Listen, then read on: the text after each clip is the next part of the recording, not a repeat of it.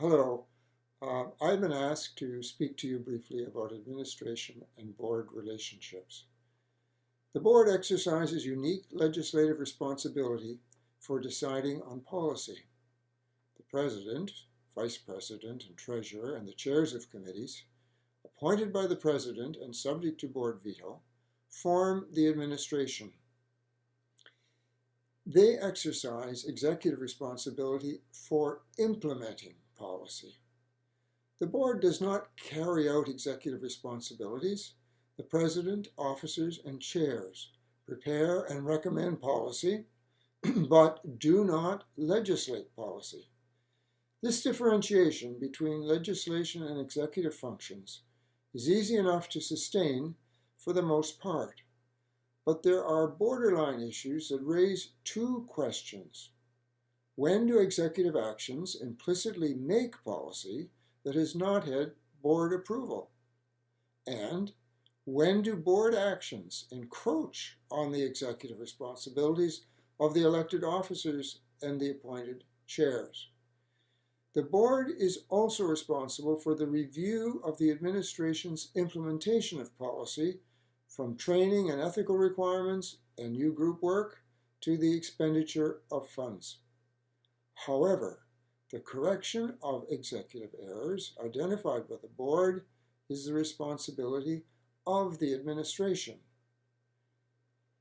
Let us consider a rather dramatic historical situation that tested this differentiation of function.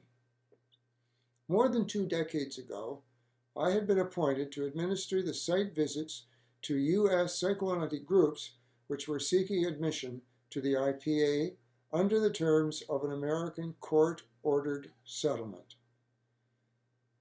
arising from a lawsuit. The plaintiffs served notice that they would return to court, charging the IPA with violating the terms of the settlement in a 32-page document of alleged breaches with a 60-day deadline. The Executive Council, precursor to the board, had no objection to my appointment to deal with this crisis by the then President Joseph Sandler. In addition, it approved 2 policies.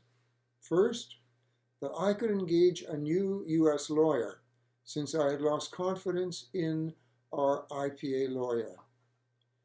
2, the answer to the accusatory letter must not open the door to any modification of IPA admission requirements, including training requirements, which was what the plaintiffs were seeking to accomplish. The council empowered me to find a new lawyer, but the council did not become involved in the search, contract negotiations, or hiring of the lawyer. These were executive actions that implemented council policy. The council also set down the basic policy of the letter that the lawyer and I would write. The council might have, but did not seek to further control or to conduct any aspect of the implementation of the policy that they had established. I did the work in consultation with the President, Secretary General, and the chairs of our U.S. site visit committees. The letter dissuaded the plaintiffs from any further action. It turned out well. It may not have.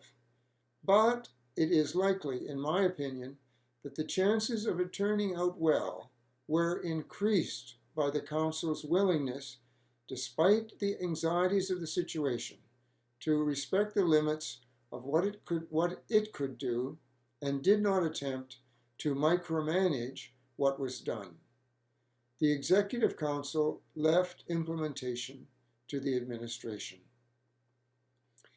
Let me turn to the current Executive Committee, which is the crucial working link between the administration and the board.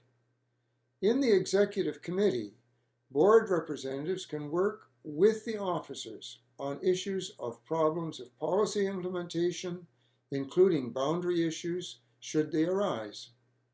It is very helpful for the President, Vice President, and Treasurer to be able to explore policy implementation and other administrative issues with the board representatives.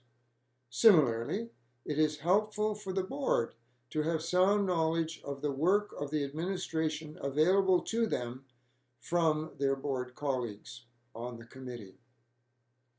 However, a governance boundary issue arose with the Executive Committee itself. Executive Committee prepares the board agenda, gathers the necessary reports, and prepares clear resolutions on agenda and voted on them. This vote was reported to the board, which was asked in effect to approve or disapprove the policy preferences of the Executive Committee. This development tended to eviscerate substantive discussion of policy in the board and to weaken its legislative authority. Substantive discussion of the issues largely fell silent, reduced to editorial correction on reports and resolutions. When I became president in 2009, I limited the function of the Executive Committee to ensuring that the board members had available to them the information needed for informed decisions. The Executive Committee did not vote on the substance of agenda items, but on whether or not the information available was sufficient for informed board policy decisions. The aim of the return to earlier practice was to protect the legislative authority of the board. New policies and amendments to old policies are largely developed by the President, Vice President, and Treasurer, and by the chairs of committees. These are the main sources of leadership for policy development.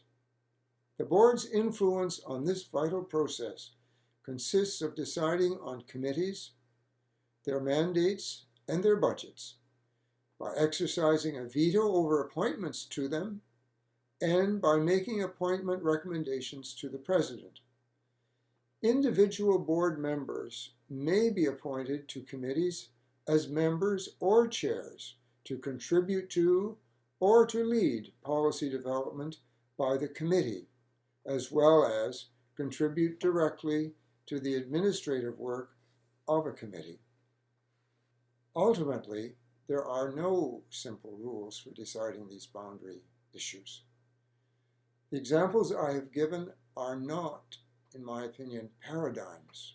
They are but examples. Sound decisions in this area depend upon circumstance and the available resources of experience and expertise, along with mutual respect, even in disagreement, backed up with common sense, reason, and goodwill. For the most part, things work out for the best, it seems to me, when legislators legislate and administrators administer. Thank you.